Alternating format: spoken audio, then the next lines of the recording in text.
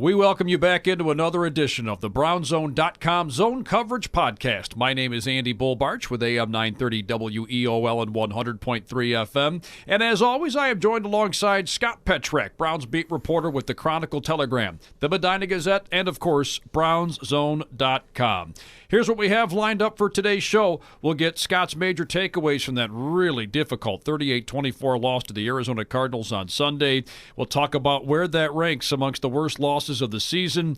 Well, not to go too far down the downtrodden path, but, these are the kinds of things that happen when you lose a game you were really supposed to win. We'll take a look at what the last 2 weeks of the season could potentially mean, and we'll also scratch the surface on Sunday's game against Baltimore, the last home game of the season. Scott, how are you? I'm good, Andy. How you doing? Well, not bad, and unfortunately, we've had a few too many conversations like this, and I think way more than we expected to have, talking about a Browns loss. But, Scott, we'll start with your three major takeaways from Sunday's loss in the desert. Yeah, I'm going to start with Freddie Kitchens' uncertain job security. Obviously, that kind of loss is not good for a coach that is considered embattled anyway, and there were doubts about his future when you lose a game like that and everything that went into it. Jarvis Landry barking at him at the sideline, and then we'll talk about all these things, but questions about the effort and Joe Bitonio saying they came out flat. It just makes you wonder if Freddie Kitchens is going to be back, and I think at least my perception changed to some degree given how that game went down on Sunday. Takeaway number two would be just how bad the defense was. I know they're missing guys. Myles Garrett, Olivier Vernon, Eric Murray, Morgan Burnett, Jermaine Whitehead at safety. It's no excuse for giving up 299 yards in the first half and 226 rushing yards for the game and 4 touchdowns to Kenyon Drake. When you talk about effort and how ugly it gets, that's how it starts, when you can't stop the run. And it feels humiliating, and the game gets away from you, and you just feel like you have no control over the game. And that was obvious from the jump Sunday. And it's disappointing, it's embarrassing, it's all those things. And you wonder if they're going to be able to get it fixed, what this means for coordinator Steve Wilks' future. It just shouldn't be that bad. Despite missing pieces, it shouldn't be that bad. And then my third takeaway is the playoff picture, just because I know fans have been clinging to hope, the players had been clinging to hope.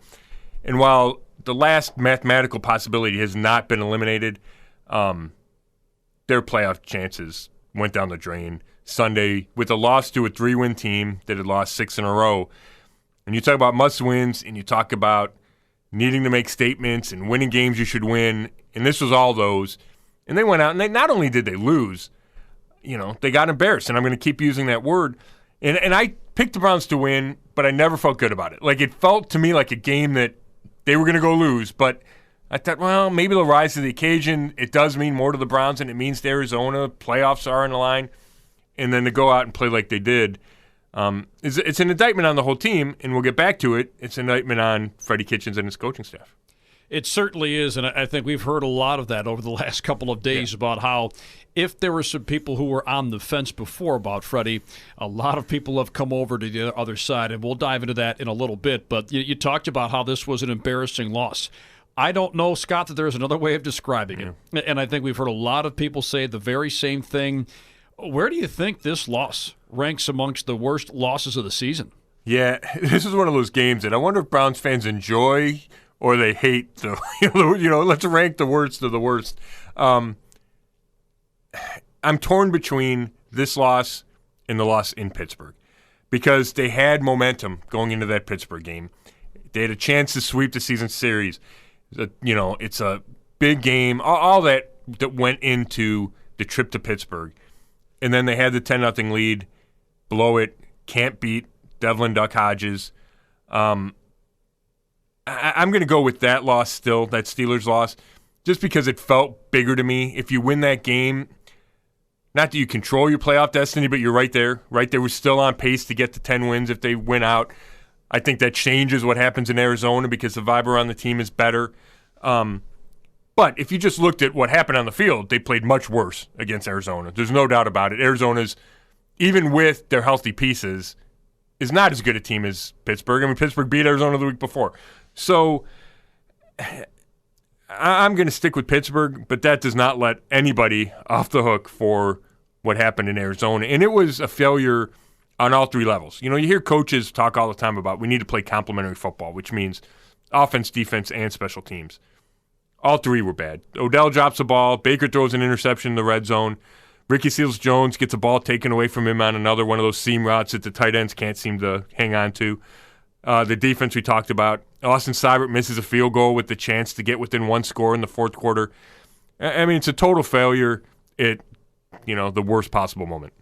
Yeah, and if you were to take a look at some other candidates too, the opening day loss against Tennessee, that was a nightmare because I think it put a lot of fans into a bit of a shell shock mode because the expectations were so high. But the difference there is they recovered. Yeah. I think the Denver loss is another one that stands out Sure. because that was another game that they just weren't supposed to lose. But it's very difficult to argue against your pick of Pittsburgh because you got the feeling that when they lost that game, they really lost any hope of going to the playoffs because, as we've continued to say the last couple of weeks, while mathematically they're alive, it felt like realistically that was it when they lost to Pittsburgh. Yeah, you're right. And you make a good point. That opening loss was deflating in the Denver one, but it did feel like they had almost recovered, right? They'd never quite recovered, but they came close. And if they'd beaten Pittsburgh in Pittsburgh, then I would have felt like they had recovered, right? They would have been back to 500. They would have been right there. And Pittsburgh always means more. So when it doesn't get done against Pittsburgh, that sticks with me longer.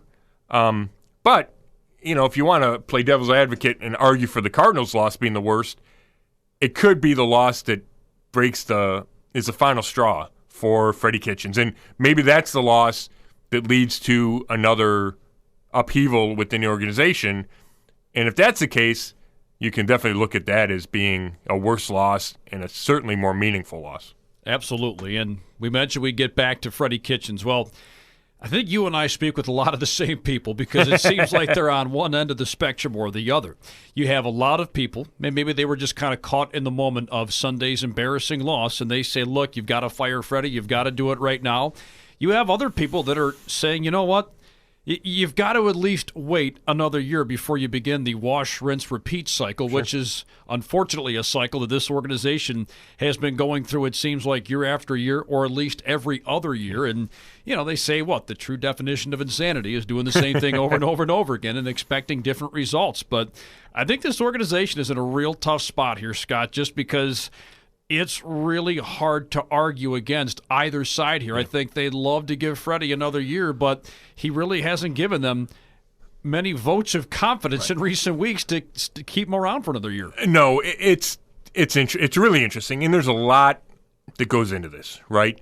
And I think, especially in what we do, we tend to get caught up in what's going on the outside, right? Media speculation and talk radio, and there's obviously a groundswell for firing Freddie, right? That's how I feel, and I don't think it's limited to media. My buddies text me, all the time, and it's fire Freddie and these text chains and what have you. So I think that's understandable, and I get it. And I would not argue at all that Freddie's done a great job in his first year as a head coach, and we could spend plenty of time going over the mistakes that he's had each week on and off the field, right? Whether it's play calling and this and clock management and challenges and the T-shirt he wore and how he handles press conferences. There's a lot there that, if you want to, you can criticize about Freddie.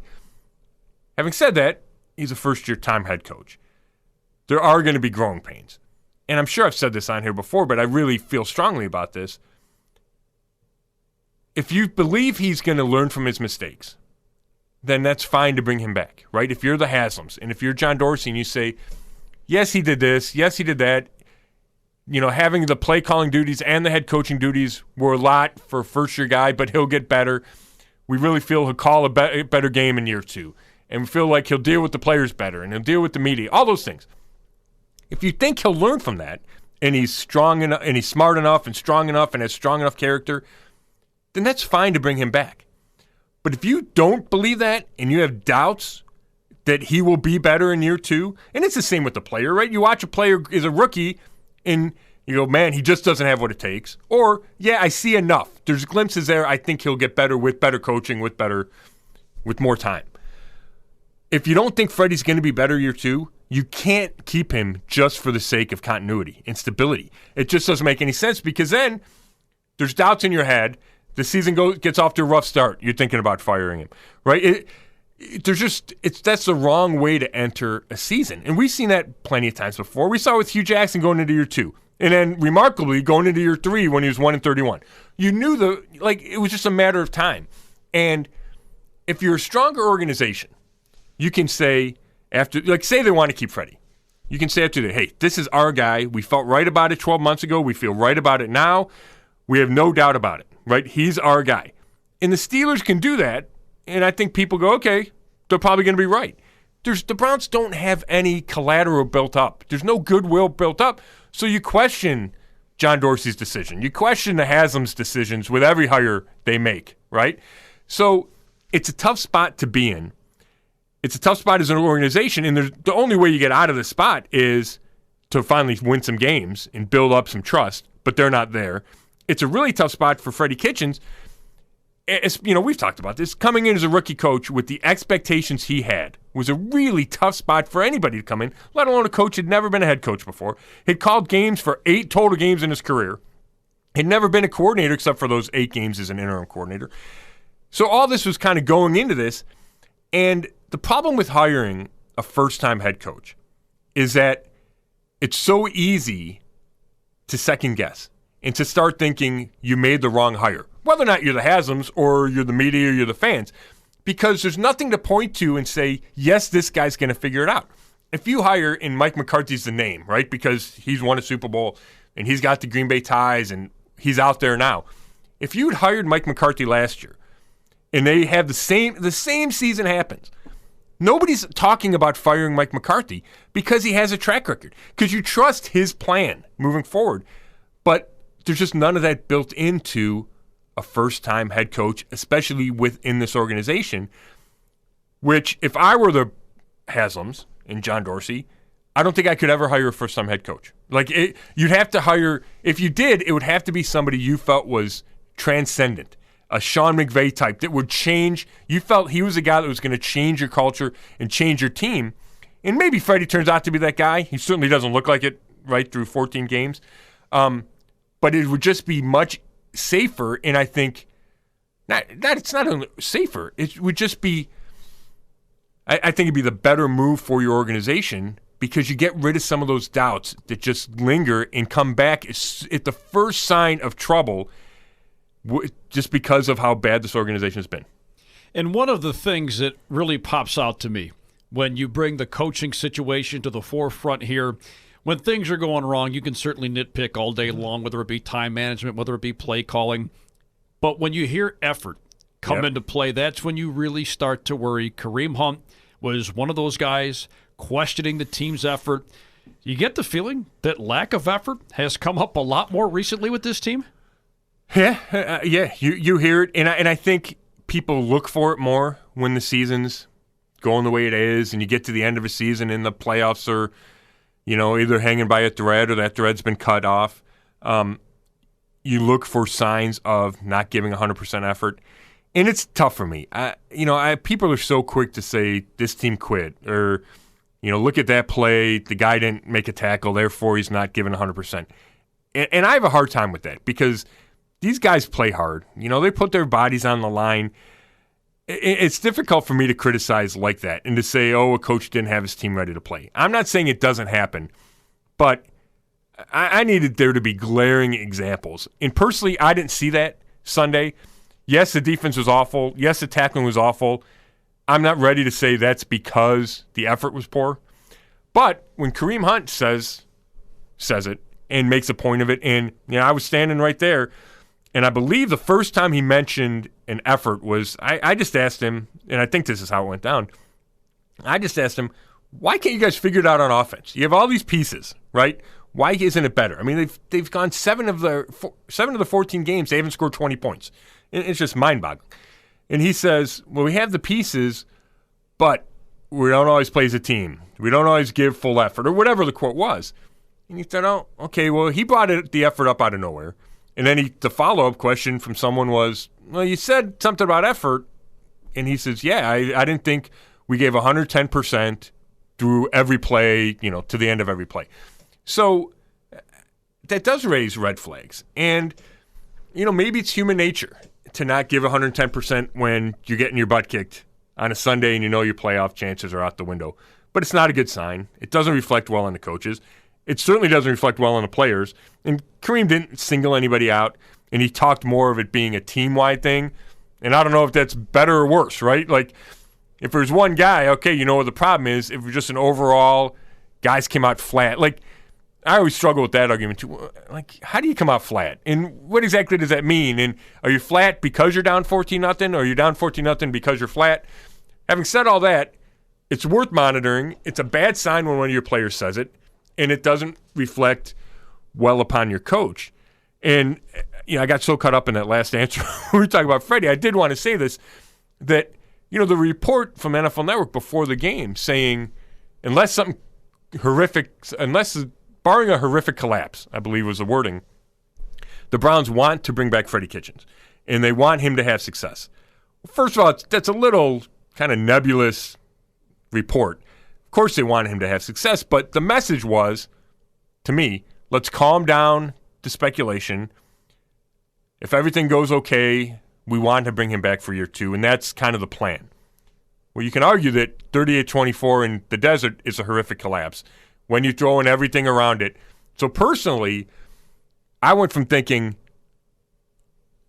Freddie's coming back maybe 55-45 to now I'm thinking he's not coming back, whether it's 45-55, 40-60. And I'm not sure one game should matter all that much, but that's kind of how the perception felt from how severe that loss was. Games, of course, are not won and lost on paper, but on paper, it appears as though we could be looking at 1-1 over the next couple of weeks here. Now, what that would do is that would put them at 7-9 overall. And that's a tough pill for a lot of people around here to swallow, because that actually translates into regression from a year ago, which is something I think nobody saw coming. And I think that puts them in an even more difficult spot.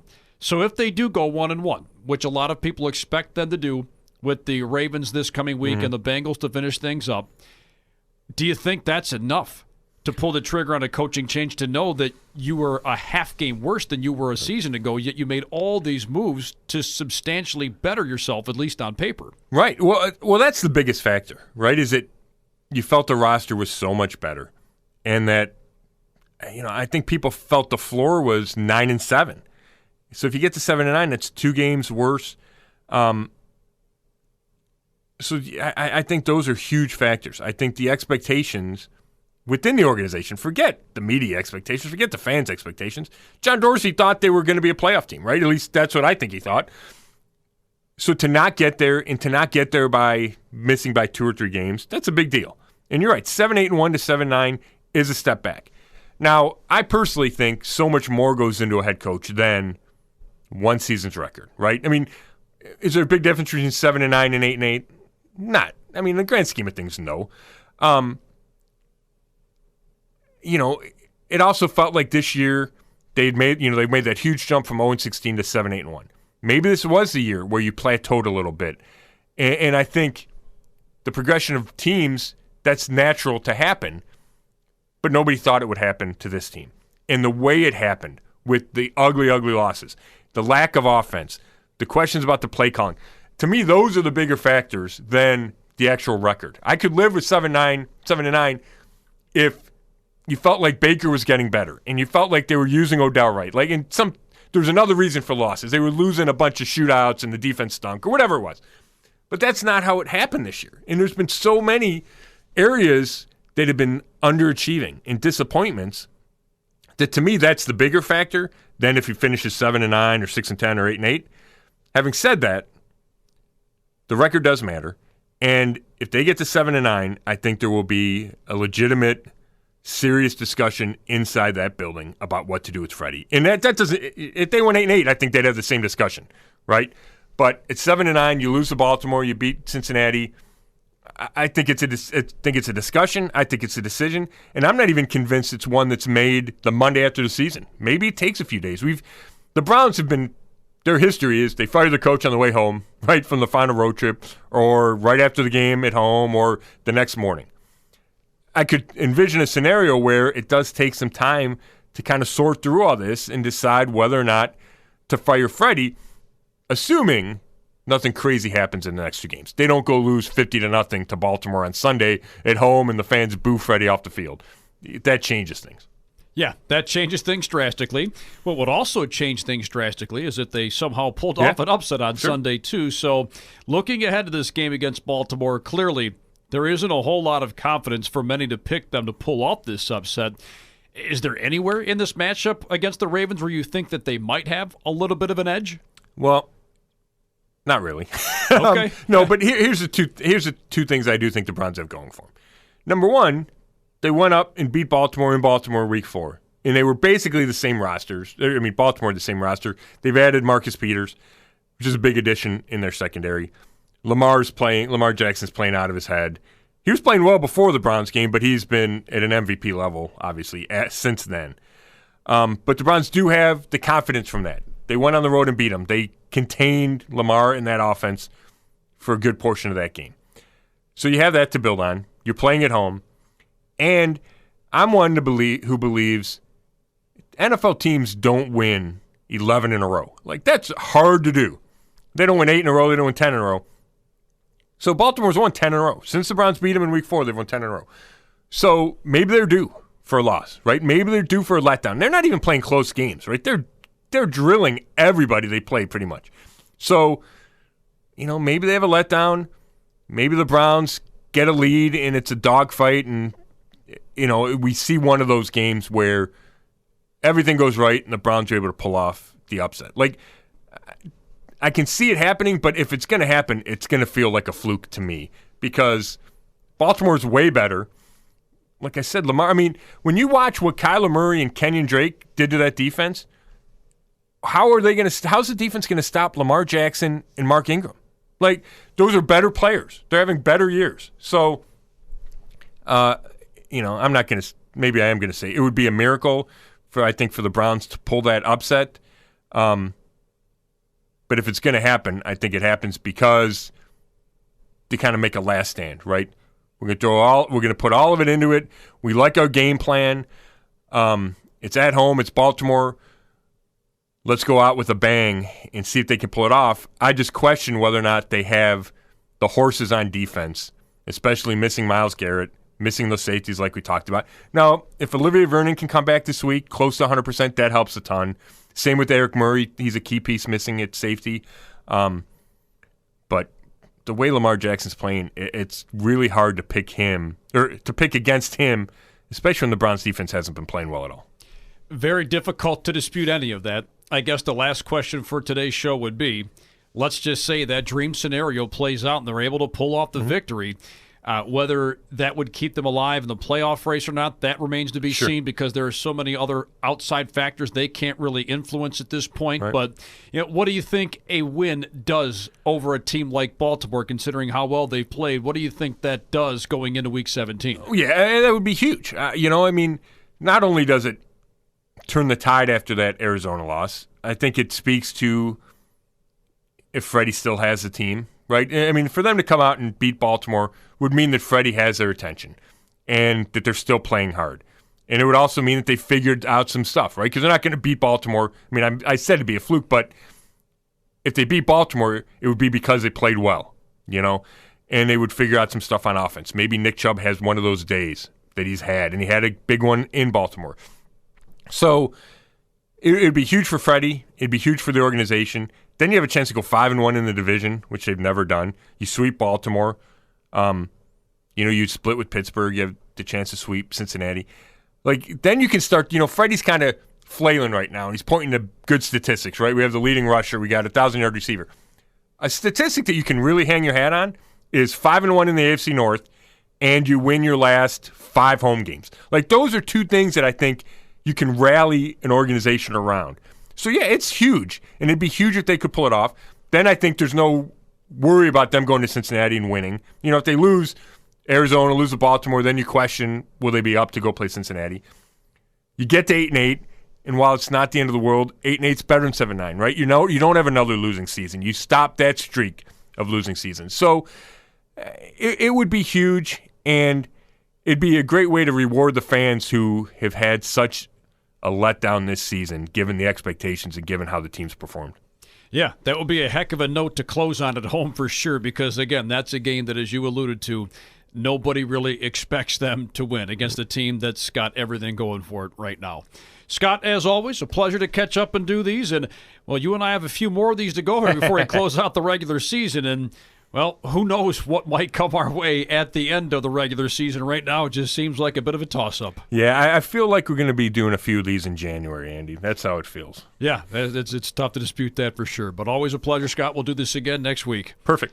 Scott Petrak with the Chronicle, Telegram, the Medina Gazette, and, of course, BrownsZone.com. That's going to wrap things up on today's edition of the BrownsZone.com Zone Coverage Podcast. For Scott Petrak, this is Andy Barch saying thank you again for tuning in, and we will talk to all of you again next week.